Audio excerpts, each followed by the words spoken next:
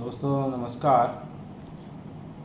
दोस्तों आज हम देखेंगे कि RISC-V कैसे काम करता है, इसके अंदर के कोर कंपोनेंट्स क्या होते हैं और ये किस तरह से बना हुआ होता है। दोस्तों ये समझने के लिए सबसे पहले हम देखेंगे कि ISA का फुल फॉर्म क्या होता है। ISA का फुल फॉर्म होता है instruction set architecture. Instruction set architectures का फुल फॉर्म होता है। इंस्ट्रक्शन सेट आर्किटेक्चर में क्या होता है, बेसिकली यदि मैं आपको एक बताऊं कि आर्किटेक्चर का बेसिक मतलब होता है नक्शा, तो मैं नक्शा बना के देख रहा हूं कि एक प्रोसेसर में ALU मेमोरी से रजिस्टर्स, मेमोरी से और टाइमिंग कंट्रोल से, टाइमिंग एंड कंट्रोल से कंट्रोल सिग्नल जनरेट करने के लिए कैसे होगा और इसके अंदर इनपुट कैसे आएगा। ठीक है, ये इनपुट कैसे आएगा और ये कैसे ALU के पास जाएगा और ALU को कौन कौन हेल्प करेगा, है ना, किस किस तरह से कनेक्ट होगा, इस तरीके से हम देखेंगे। और ALU अपना डेटा कहाँ भेजेगा ये देखेंगे। और साथ में इसमें ये देखा जाता है कि ये बाहरी वर्ल्ड से, एक्सटर्नल वर्ल्ड से कैसे कम्युनिकेट करता है। एक्सटर्नल वर्ल्ड में आपकी सेकेंडरी मेमोरी आ जाती है। तो दोस्तों अब मैं पहले आपको थोड़ा सा बता देता हूँ जिससे आपको समझने में आसानी होगी। तो क्या होता है कि ALU के साथ ये इसके चिप के अंदर ये क्या है, ये सारे कंपोनेंट कौन से हैं जो चिप के अंदर होते हैं। तो चिप के अंदर जो कंपोनेंट होते हैं उनको बोलते हैं रजिस्टर। इसमें क्या क्या होता है, रजिस्टर्स होते हैं। रजिस्टर्स क्या होते हैं, जो भी इंफॉर्मेशन आप सेव करना चाहते हो इस चिप के अंदर तो वो इन मेमोरी यूनिट्स में जाती है। रजिस्टर का नाम R1, R2, R3 इस तरह से हर प्रोसेसर में कुछ नंबर ऑफ़ रजिस्टर्स होते हैं। जैसे RISC-V में टोटल 32 रजिस्टर्स होते हैं। ठीक है, एक एग्जांपल के तौर पर। उसके बाद क्या होता है कि प्रोसेसर बहुत सारे काम करता है। चिप से आप बहुत सारे काम कर सकते हो। जैसे क्या कर सकते हो, रीड कर सकते हो। जैसे क्या कर सकते हो, राइट कर सकते हो। जैसे क्या कर सकते हो, रीसेट कर सकते हैं, RESET रीसेट कर सकते हैं। उसके बाद क्या कर सकते हैं, यदि स्लो डिवाइसेस है उनसे कम्युनिकेट करने के लिए रेडी और वेट लगा सकते हैं कि रुको अभी मैं डेटा भेज रहा हूँ, अभी भेज दिया है, इस तरह से। तो क्या होता है दोस्तों, इसके अंदर क्या होता है, ये सब चीज़ें आपस में कनेक्टेड होती हैं। ठीक है, कैसे कनेक्ट होती हैं, कनेक्ट होती है बहुत सारे तारों को जोड़ के। तो ये जो तार होते हैं इसको बोलते हैं अपन बस। अब ये चिप के अंदर वायरिंग हुई है तो इसको बोलेंगे इंटरनल बस। और यदि चिप के बाहर होती है तो उसको अपन बोलते हैं एक्सटर्नल बस। जो एक्सटर्नल बस होती है वो दो तरीके की होती है। एक होती है वो जो आपको एड्रेस बताती है कि, है ना, आपका फ्लैट नंबर 222 2022 पे चले जाओ, 2022 पे चले जाओ और 2022 पे जाओगे तो आपको यहाँ पे वो डेटा मिल जाएगा जो डेटा आप ढूंढ रहे हो। तो एड्रेस जब पे जाने के लिए जो बस होती है उसको बोलते हैं, क्या बोलते हैं, एड्रेस पे ले जाने के लिए जो वायर होते हैं उनको बोलते हैं एड्रेस बस। और इसी तरह से क्या होता है, जो डेटा को लेके जाने वाली जो बस होती है उसको क्या बोलते हैं, उसको बोलेंगे डेटा बस या डेटा वाले वायर। इससे ज़्यादा रिस्क के को समझने से पहले, इससे ज़्यादा आपको कुछ समझने की ज़रूरत नहीं, सिर्फ यही चीज़ है जो मेन चीज़ है और यही आना चाहिए। अब मैं आपको बताता हूँ कि रिस्क के कौन कौन से स्टेप्स होते हैं, जो स्टेप्स रिस्क में फॉलो किए जाते हैं। तो रिस्क में जो सबसे पहली चीज़ होती है उसको बोलते हैं PC+1। PC+1 का मतलब होता है कि इस डायग्राम में जो इन्फॉर्मेशन, जब क्या होता है कि कोई भी चीज़ बाहर से अंदर आती, यहाँ पे आती है तो वो PC के यूज़ करके आती है। PC क्या होता है, प्रोग्राम काउंटर। ये क्या करेगा, हमेशा वो नई नई वैल्यू को पॉइंट करेगा जहाँ पे अपने को जाना रहता है। तो PC क्या होता है आपकी, वो हर बार उस नई फ्लैट नंबर पॉइंट करेगा जहाँ पे डेटा रखा है। जैसा अभी 2022 पे था, अगली बार 2023 पे पॉइंट करेगा, उसके बाद 2024 पे पॉइंट करेगा।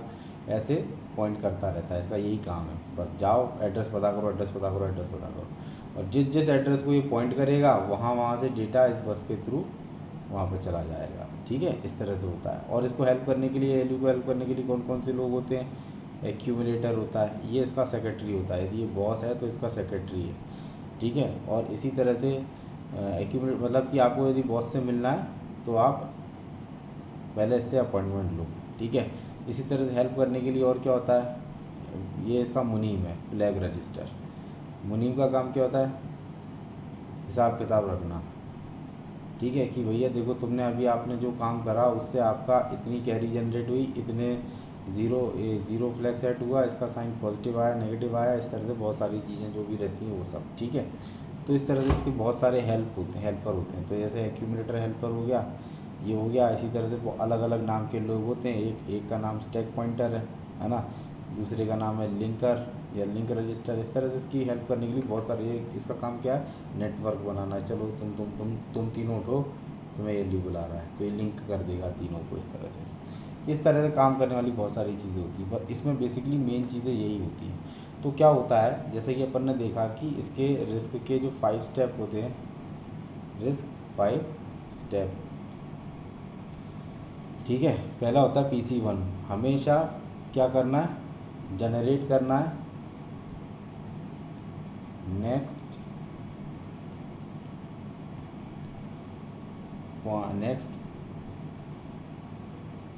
PC address.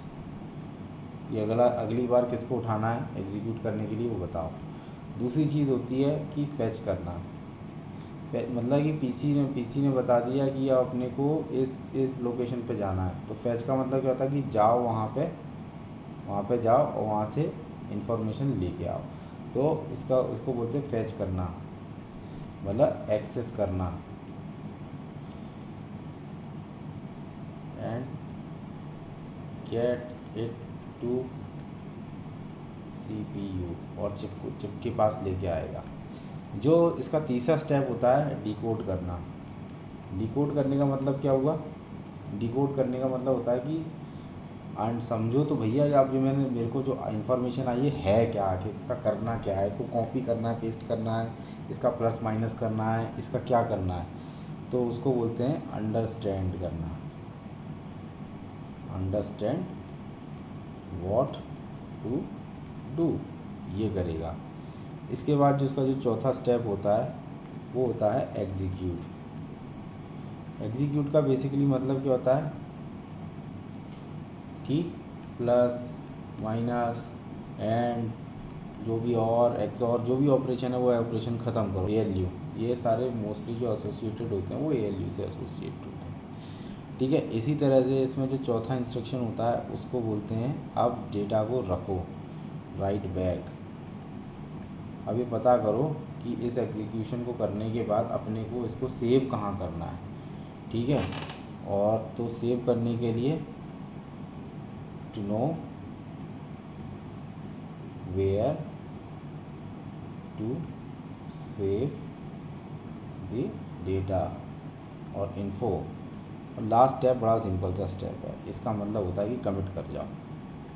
कमिट का मतलब होता है कि अब जो तुमको मालूम पड़ गया है एड्रेस क्या है, उस एड्रेस पे जाना है और उसको सेव द डेटा, उसको वहाँ पे सेव कर दो। If there is no trap और इंटरप्ट,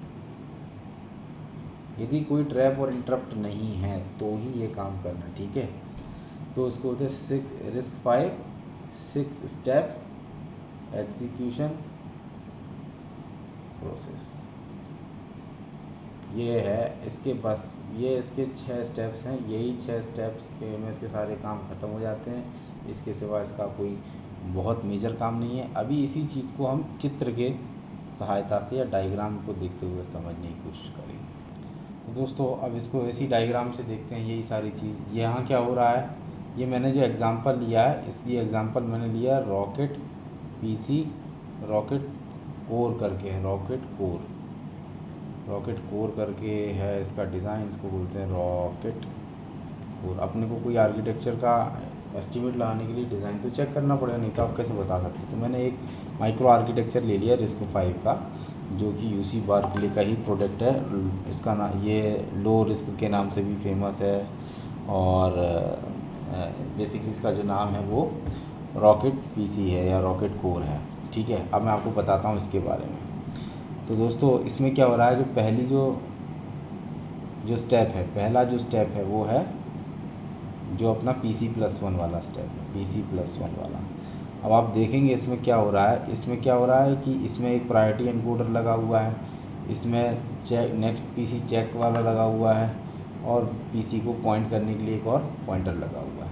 ये सारी चीज़ करने के लिए आप TLB को यूज़ करते हैं। TLB क्या है, टेबल्स हैं, ये लुकअप टेबल्स है, एक इंस्ट्रक्शन के लिए है, और transactional look aside buffer ITLB और DTLB, दो तरीके, ये इंस्ट्रक्शन का होता है, ये डेटा का होता है। तो आप जहाँ पे भी जाना चाहेंगे वहाँ पे आप उसको पॉइंट कर सकते हैं। तो इसमें क्या होता है, इस पूरी यूनिट का जो काम होता है वो सिर्फ ये काम होता है कि आप ये देखो कि मतलब कौन सी इन्फॉर्मेशन हमको प्रोसेसर के अंदर लेके आनी है, ठीक है। तो ये वाली जो चीज़ होती है वो उसको बोलते हैं आप NPC जनरेशन, या next program counter generation, next program counter generation. मैंने एक बहुत बड़ा जो डायग्राम है वो तोड़ा है, अब मैं इसको बाद में जोड़ूंगा भी, ठीक है। तो ये हो गया आपका स्टेप 1 जो अभी हमने देखा था, जो जिसको स्टेप 1 को क्या बोलते हैं अपन, PC+1 या PC नेक्स्ट ये बोला जाता है इसका, ठीक है। इसके बाद जो दूसरा स्टेप होता है वो होता है EPC का। EPC का मतलब क्या होता है, एरर यदि किसी तरीके से यदि PC में एरर आ जाती है तो उसको बोलते हैं आप एरर PC, या फिर कोई प्रॉब्लम हो जाने से क्या करते हैं आप ये नॉर्मल, अब ये उसके ऊपर वाले के बाद ये नॉर्मल पाथ है, पहले आप ये काम करेंगे, फिर ये काम करेंगे, फिर ये काम करेंगे, फिर ये काम करेंगे।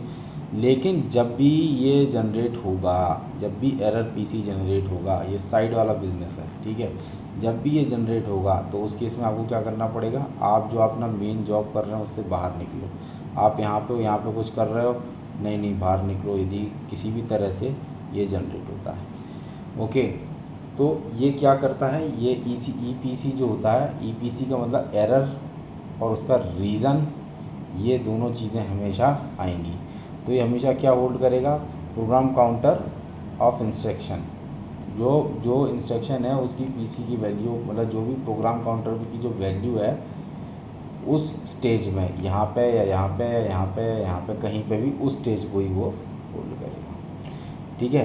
क्या हैंडल करेगा, ट्रैप्स हैंडल करेगा। ट्रैप का मतलब क्या होगा कि जब आपके इस तरह के इंटरप्ट्स आ जाएं जो अनमास्केबल हैं और जिनकी प्रायोरिटी सबसे हाई है, मतलब वो कोई भी प्रायोरिटी के चक्कर में नहीं पड़ते, वो सीधे एंट्री मारते हैं। तो ऐसे जैसे कि आपकी यदि पावर का इशू है, सीधे ट्रैप आएगा, सिस्टम बंद हो जाएगा, और ट्रैप का जो ISR होगा उस हिसाब से वो एग्जीक्यूट करेगा।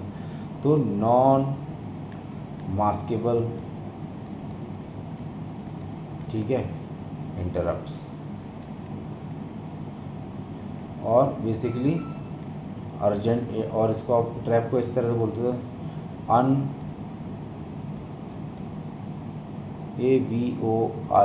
अवॉइडेबल टास्क, समथिंग जो आप मेन प्रोग्राम एग्जीक्यूट करो लेकिन ट्रैप आया मतलब सब बहुत सीरियस घटना घटी, अपने को इस चीज़ को हैंडल करना ही पड़ेगा, there is no other option, okay. So something like this is there, then what is there is, और क्या होता है PC को, हाँ PC का बता दिया कि वो क्या करेगा, जैसे ही वो क्या करेगा, पूरी मेमोरी को फ्लश कर देगा। फ्लश करने का मतलब क्या है कि जब आप कुछ स्टेप पे थे तो उस स्टेप पे आपने कुछ रजिस्टर्स यूज़ करे होंगे, R1 R2 R3 R4 जो भी है ना, कुछ मेमोरी कैश यूज़ करी होगी, थोड़ी बहुत कैशेस यूज़ करी होंगी, है ना। तो कैश की लोकेशन, जैसे ही आप इस साइड EPC की तरफ आओगे ये सब के सब इरेज हो जाएंगे, इरेज्ड, ऑल इरेज्ड, और अन टू द जॉब। जो टास्क इन सारे रिसोर्स को यूटिलाइज कर रहा था वो सारे अब उससे छीन लिए जाएंगे, वो फ्लश्ड हो जाएंगे, वो इरेज हो जाएंगे, अब उस वैल्यू का कोई सेंस नहीं रहा, ठीक है। तो ये हो गया आपका EPC का स्टेप। इसी की तरह से जो अब अगला स्टेप आएगा, वैसे तो क्या होना चाहिए था, PC जन के बाद जो स्टेप आता है वो स्टेप होता है फैच का ही, फैच को ही समझना चाहिए जनरली। ईपीसी तो मैंने कॉमन बता दिया, इसमें भी ईपीसी है, इसमें भी ईपीसी है, तो ईपीसी पता होना चाहिए। फैच के केस में क्या होगा, हमेशा क्या करना है कि जो नेक्स्ट पीसी है यूज़ करो, है ना, उसके हिसाब से आप पी की स्टेज पता करो, जो प्रोसेसिंग की स्टेजेस हैं वो सब पता करो, इंस्ट्रक्शन को फैच करो, कैश से लेके आओ, इंस्ट्रक्शन क्यू में डालो, उसका जो वर्चुअल एड्रेस है उसको फिज़िकल एड्रेस में बदलो, जिससे कि आप इंफॉर्मेशन लेके आ सको। और साथ ही साथ में यदि कहीं से ट्रैप या ट्रैप जनरेट होता है या इलीगल पीसी आता है, तो उस केस में क्या करो, सीधे उसको लेके आ जाओ ईपीसी में। ईपीसी क्या होता है, एरर प्रोग्राम काउंटर। बाकी क्या करना है, ब्रांच टारगेट बफर, सॉरी इसका बीटीबी का फुल फॉर्म होता है ब्रांच टारगेट बफर, ओके। और ये ट्रांजेक्शनल लुक असाइड बफर, ये इसमें इंस्ट्रक्शन रहता है, टैगिंग ऑलरेडी हो रखी है, डेटा में डेटा है ही। और प्री फैचर का मतलब जैसे इसमें वो आ गया तो उसको बोलो कि भाई अब अगली वैल्यू भेज, प्रोग्राम कोड एनपीसी जेन को उसको बताना कि अच्छा ठीक है अब मैं इसको फैच कर रहा हूँ, अब एक काम करो तुम जाओ, तुम PC+1 या नेक्स्ट पीसी भेजो जल्दी से मेरे को। तो ये सारे काम होते हैं इसमें। देखिए दोस्तों एक और चीज़ है, FPU लिखा हुआ है। FPU जो होता है उसका फुल फॉर्म होता है फ्लोटिंग पॉइंट यूनिट। तो पहले आप क्या करते हो, हमेशा ALU वाले टास्क करते हो, ALU वाले टास्क करने के बाद ही आप FPU वाले टास्क करोगे, नहीं तो आप FPU वाले टास्क नहीं करोगे, ठीक है। HTTP रिक्वेस्ट क्या होती है ये भी हम थोड़ी देर में देखेंगे।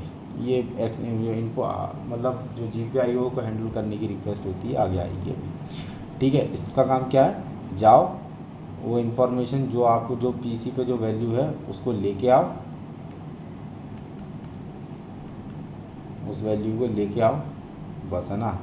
कहाँ पे लेके आओ, CPU में या PC में लेके आओ, ये काम करना है। इसके बाद दोस्तों जो इसके बाद की जो स्टेप होती है उसको बोलते हैं डिकोड करना। डिकोड का मतलब क्या होगा कि पहले मैंने क्या किया, मैं PC पे गया, PC+1 किया, PC+1 करके मैंने वो इन्फॉर्मेशन को कंप्यूटर पे या चिप में लेके आ गया। चिप में लेने के बाद अब मैं इसको समझ रहा हूँ कि करना क्या है। तो ये समझने वाली जो स्टेप होती है ये इसको बोलते हैं डिकोड स्टेप। तो डिकोड करने के लिए पहले मेरे को देखना पड़ता है कि डिटेक्शन का लॉजिक कुछ है कि नहीं है, कहीं बहुत सारी इन्फॉर्मेशन आ गई तो उनके बीच में आर्बिट्रेशन करवाना, ये सारा इसका काम होता है ना। इसके बाद सेट करना, टेस्ट करना, क्यू को चेक करो, इलीगल ऑपरेशन को चेक करो, यदि दो इलीगल ऑपरेशंस होते हैं तो सीधे EPC पे चले जाओ, ठीक है। और अब क्या करना है, अभी देखोगे, चलो ठीक है मालूम पड़ेगा कि अपने को ऐड करना है, लेकिन अब ये तो देखो कि अपने को ऑपरेशन करने के बाद उनका एड्रेस क्या है, कि कहाँ कहाँ सेव करना है, क्या करना है, तो उनकी लोकेशन पता करना, ठीक है, कहाँ से आया है वो देखना। यदि अपने को ये मालूम नहीं पड़ पाता कि ये X और Y आए कहाँ से, इनकी लोकेशन नहीं पता पड़ पाती, लोकेशन अननोन हो जाती है, तो इस केस में क्या करना पड़ता है, यदि लोकेशन अननोन है या अनआइडेंटिफाइड है तो दोस्तों इस केस में क्या करना पड़ेगा, इस केस में मुझे स्टॉल करना पड़ेगा। स्टॉल का ऑपरेशन इसमें कहीं ये रहा स्टॉल, ठीक है, इस तरह से करना है। अब बाकी का काम तो नॉर्मल है, कंट्रोल कौन से कंट्रोल सिग्नल यूज़ करेंगे उसको रीड करो, रजिस्टर कौन कौन से यूज़ होने वो रीड करो, कौन से साइन एक्सटेंड करने हैं वो रीड करो, और यदि कुछ बाईपास करना है ना कुछ इंस्ट्रक्शंस को, तो वो देख लो। लेकिन ध्यान रखिए इसमें इलीगल ऑपरेशंस यदि होंगे तभी ये EPC पे जाएगा। ये हो गया डिकोड का काम। अब डिकोड का काम ख़त्म होते ही अब अपना एक और चीज़ आती है जिसको बोलते हैं एग्जीक्यूशन स्टेज। एग्जीक्यूशन स्टेज सबसे ज़रूरी स्टेज है। अभी तक मैंने क्या किया, अभी तक मैं प्रोग्राम काउंटर से गया, है ना, एड्रेस बताया, एड्रेस के बाद मैंने क्या किया, फैच किया इंफॉर्मेशन को, विच मीन्स व्हाट, CPU में लेके आ गया। फैच करने के बाद मैंने समझ गया कि मेरे को करना क्या है, विच इज़ बेसिकली डिकोड कर लिया कि करना क्या है। डिकोड करने के बाद अब मेरे पास कुछ बचता ही नहीं करने को, तो मेरे को भाई उस चीज़ को एग्जीक्यूट तो करना ही पड़ेगा, है ना, परफॉर्म ऑपरेशन। जब मैं इसको एग्जीक्यूट कर रहा हूँ तो एग्जीक्यूट के केस में मैं क्या कर रहा हूँ कि मैं इसको एग्जीक्यूट करते समय चेक कर रहा हूँ कि EPC तो नहीं आ रहा, इलीगल इंस्ट्रक्शन है कि नहीं है, इलीगल इंस्ट्रक्शन नहीं तो सीधे सीधे ALU पे गया। यदि डिवीजन के इंस्ट्रक्शन है, मल्टीप्लिकेशन के इंस्ट्रक्शन है तो मल्टीपल साइकिल लेंगे और वो हो जाएंगे। तो बेसिकली मैंने इसमें यही बताया कि यदि जनरली इंस्ट्रक्शन ALU वाले एक सिंगल साइकिल में हो जाते हैं और यदि एक साइकिल कभी कभी क्या होता है कि आपको मल्टीप्लिकेशन और डिवीजन के केस में ज़्यादा साइकिल मोर मैनी यूज़ होती है, बहुत ज़्यादा मशीन साइकिल है इसमें 2 या 3 में काम हो जाता है। ठीक है, branch is resolve in ALU। सो जो ब्रांच रिजॉल्व होता है कि भाई CPU ALU को सबसे पहले कौन एग्जीक्यूट होगा, मतलब यदि ये टास्क 1 है, टास्क 2 है और टास्क 3 है तो इन तीनों टास्क में से ALU को किसको एग्जीक्यूट करेगा। तो इसमें भी आप ब्रांचिंग से रिलेटेड चीज़ें देखी जाती हैं कि मतलब भैया टास्क 1 एटॉमिक है, ठीक है, या और इनकी डिपेंडेंसीज है तो नहीं है, डिपेंडेंसीज चेक करेंगे। इस तरह से रिजॉल्विंग करते हैं ना, इसकी एल्गोरिथम अलग ही होती है which is not part of the discussion right now. Miss predict है कि नहीं है, बहुत सारी चीज़ होती है कि मतलब मैंने ब्रांच को सही से प्रेडिक्ट करा है कि नहीं करा। उसके बाद क्या करता है ALU अपना काम कर देता है, या डिवीज़न वाला, ये दोनों ब्लॉक ये तीनों ब्लॉक अपना अपना काम कर देते हैं जब ब्रांच के से रिलेटेड इशूज़ रिजॉल्व हो जाते हैं।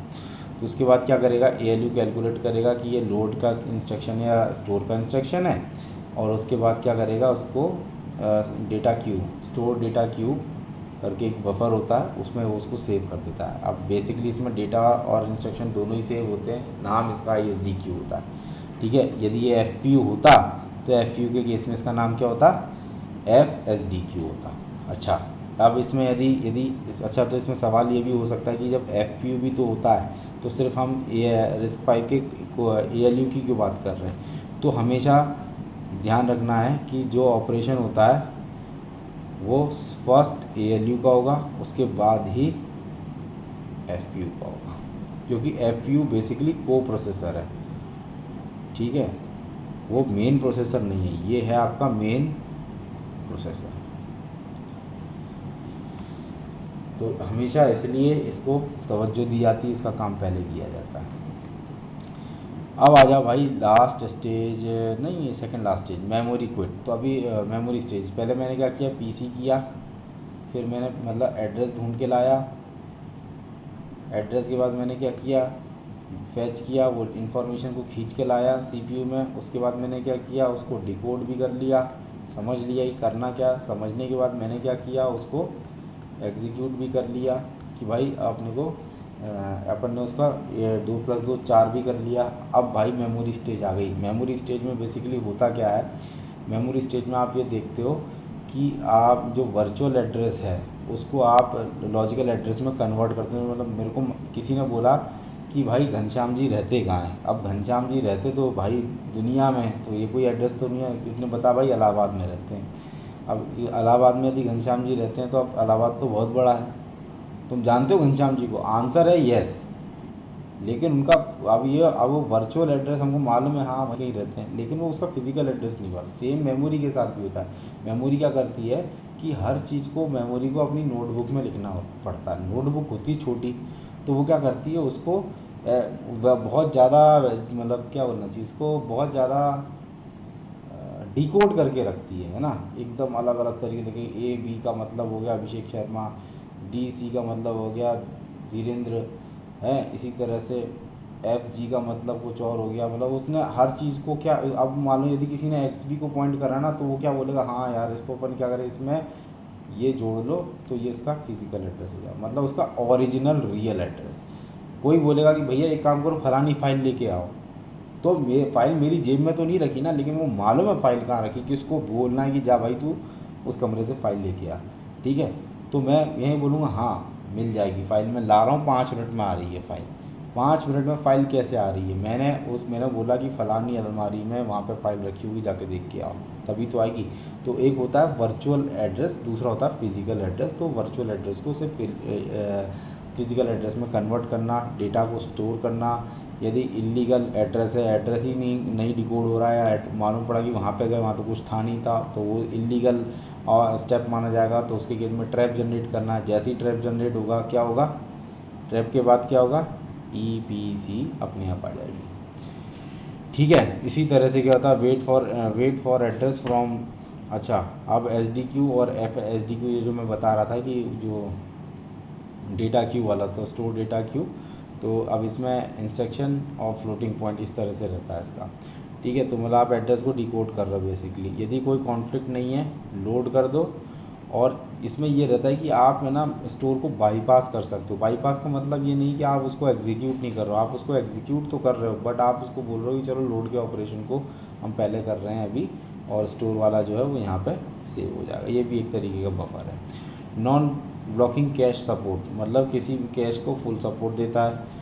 आप जैसे ये वही वाली सेम लाइन है EPC वाला जो इशू था आपका, EPC error program counter case में क्या है, सबको फ्लश कर देगा, खाली कर देगा, ख़त्म कहानी। End of memory stage is commit point. Commit point का मतलब हो गया मेमोरी स्टेज का ये आखिरी पॉइंट होता है, लास्ट पॉइंट ऑफ मेमोरी। मतलब कि अपने को मालूम पड़ेगा कि अब अपने पास करने को कुछ बचा नहीं है।